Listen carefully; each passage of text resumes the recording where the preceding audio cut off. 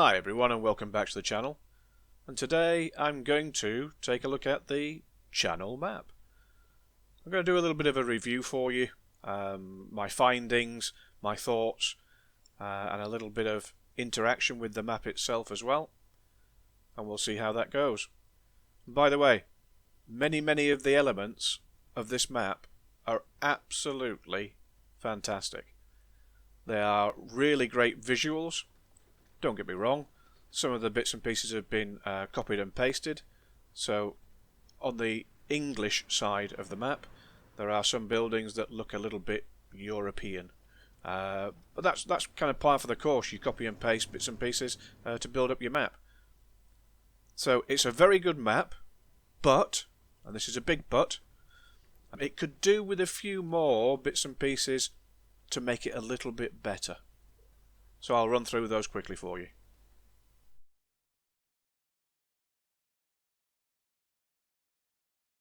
Right, geezers and geezettes, I'm in the East End of London right now. So I set it up on the Docklands area. Sorry about that. As you can see, I wanted to move the map a little bit, but it's taking its time to load in excuse me, all of those elements, which is a bit of a pain in the ass. Yes, it's heavily populated, is the London end, and rightly so, but obviously it creates issues right now.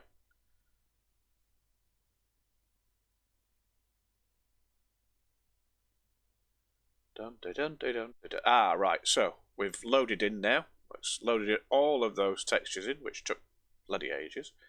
I want to click on this tank icon and I want to drive it. So let's click on that. Right, here I am in the Churchill.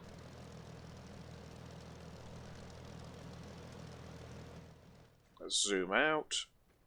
So as you can see, I did create a destruction zone because none of the elements were bombed out. As you're probably mostly aware, the East End of London was heavily bombed, and at the minute I'm getting 22 frames per second. Don't get me wrong, I've not got a high-end PC, but then again, not everybody has a high-end PC, and to be fair, NASA are even complaining about this. But it is what it is. Centre of London, or East End of London, you're going to get a massive frame rate hit. Now, I would have hoped that some of this would have already been bombed out because it was heavily bombed during the Second World War, which may have a beneficial impact on frame rates, who knows. Maybe a destroyed building has less pulling power on the RAM than a fully formed building. Now, this obviously creates an issue. When I buy a map, I'm buying a map because I want to create missions in it and I want it to be usable. At this particular point, there's no way that I could have combined arms in and around London. Not a hope in hell. Not that I would, but that's not the point. The same impact is going to be felt when you're in the air, and it really does need to be optimized quite massively. I would have hoped that with the development of the PG map, which has a lot of buildings on it, yes, I realise it's a desert map and it probably doesn't have as many trees, yeah, I get that, but that's not the point. The point is I thought lessons would have been learned historically for how to optimise this much detail. And I would have hoped, again, that it would have been done prior to release of the map. I really want to use this map for mission building, but at the minute, I'm struggling. Anyway, That's the East End of London, geezers and geezettes. Let's move on to the next subject.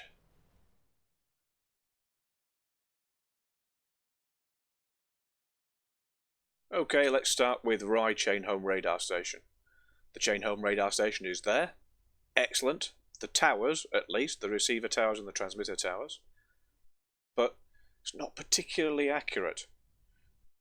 There are a lot of the main buildings missing, because some of the buildings that are represented here weren't there. There's actually a watercourse that went round this particular site where the road is, and that doesn't exist on this particular map either. Some of the towers are in the wrong positions, and it's a little bit squat. It's as if it's been condensed from the actual site. And I'll show you quickly an actual aerial photograph of the Rye site. Okay, let's take a quick look at the difference between the map and the real site. So I've got the Rye Chain Home radar site here, and on the left hand side we have the actual map, and then on the right hand side we've got the channel map. I'm going to call it depiction because it's not quite there. It's a radar site, but it's not the actual radar site. So let me briefly expand. So as you can see, on the left hand side on the actual map, they are the receiver masts, and on the right hand side, these are the receiver masts on the channel map. They are offset and skewed, and the whole site is considerably smaller than it was in real life. We also have the transmitter masts, which is fantastic because they are in the right location on the map, even though they are majorly condensed. What else do we have? Well, we also have a receiver block, which was a building built into the ground where all the receiver mast information was collated. It was protected by like a trench all the way around, but that is actually missing from the channel map itself. We also have pylon cottages. That's missing from the site as well. If we look on the right hand side, it should actually be there, and more or less it appears to be there, unless that's just a random building, as many of these buildings on this site actually are. So what else do we have next? We have the transmitter block, very similar to the receiver block, but that is actually missing from the channel map. At the same time, the drainage ditches are missing. They've actually been, on the channel map, they've been put in there as roadways, when in actual fact these were drainage ditches stroke irrigation ditches, so they contained water. I hope that briefly outlines some of the discrepancies between the map and actual real life, and that's just one of the chain home radar sites. Like I say, the channel map is a depiction. It's not as it was in real life. Now I know, and I'm not trying to insult you, Big Newy, you will have done your work and then the map team will have put your work together. It's just that they've made some errors, in essence. That's what it is. It just is not Rye Chain Home radar site. Now as it currently stands, none of these radar stations actually physically work. My understanding is that the map is still awaiting its radar layer. So I'm hoping, once it's received that the chain home sites will be built into the system, into the map. And they'll be fully functional, hopefully. Now I did ask on a live stream that took place a while ago. I don't expect all my questions to be answered, but there was no answer on whether these would be active or not. I'm hoping so, fingers crossed. I'm also hoping that we'll get the chain home low sites as well, which is a different type of radar. So there we go, that's chain home radar in a nutshell as it currently stands.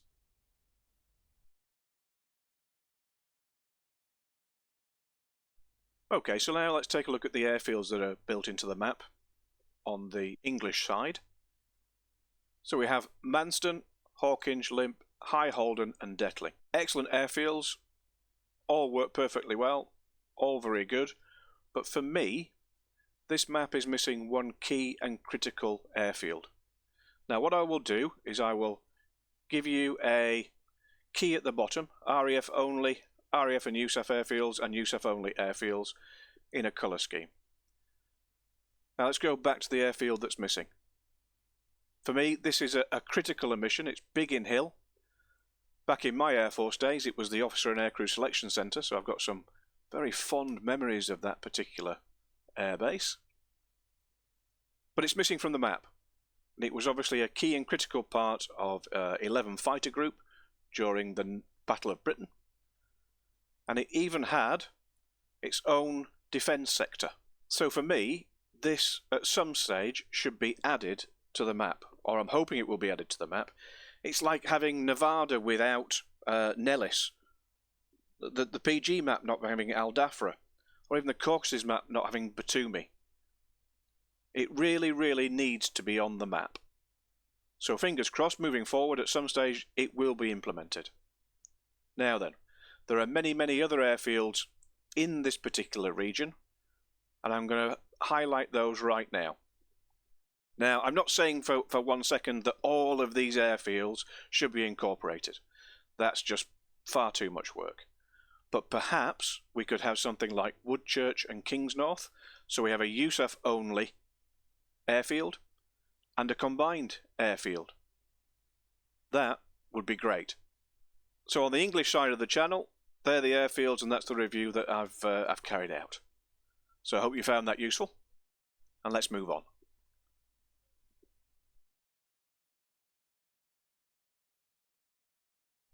Now, how does the map perform from a small mission build perspective and in the air?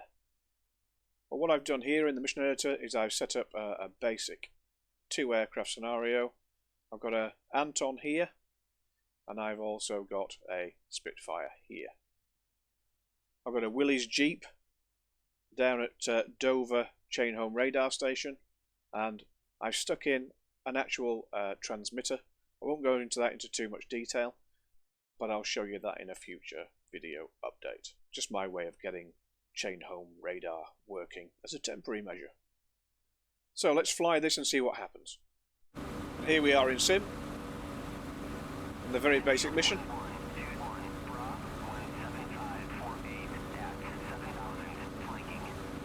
And there's my Americanized Chainholme radar functioning. Now, the frame rates are pretty good at the minute, and bear in mind that I've got a very antiquated system.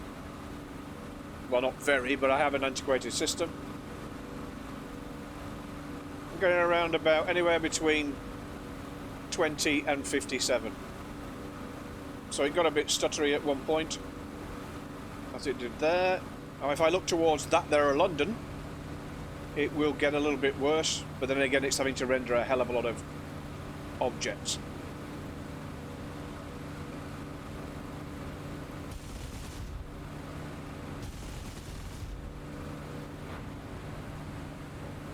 Okay.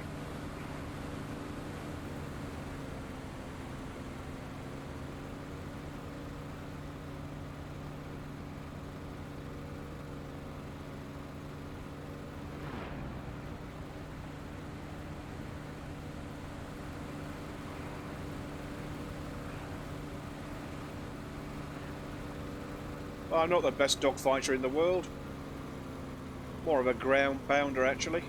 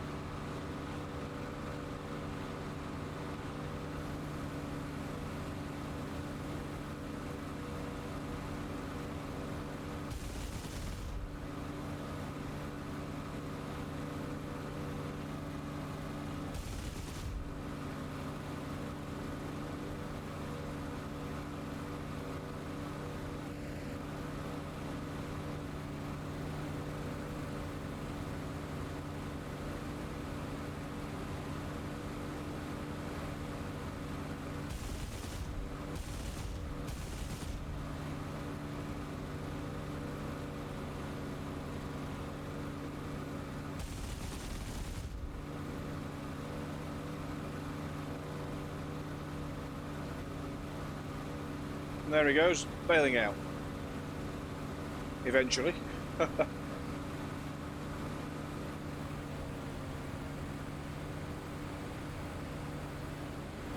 There we go.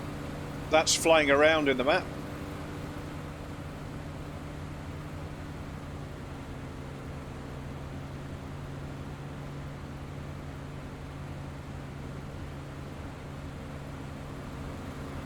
Again, I keep saying it's a very pretty map. There are some discrepancies that have been noted on the forums. And that's more to do with what's on the map physically. Like Canterbury Cathedral, that's not on there. That really should be there. That's a major landmark. A lot of the vehicles on this side of the map are copy and pastes from the European side and have European number plates, and they actually drive on the wrong side of the road. Now, that's a very, very basic thing, and if it can be fixed, fantastic. It would be very beneficial. After all, you wouldn't want to drive on the wrong side of the road, would you? I say that facetiously, but there's kind of a serious note to it. If you were to put combined arms in here, you'd obviously want them driving on the right side of the road. I get that.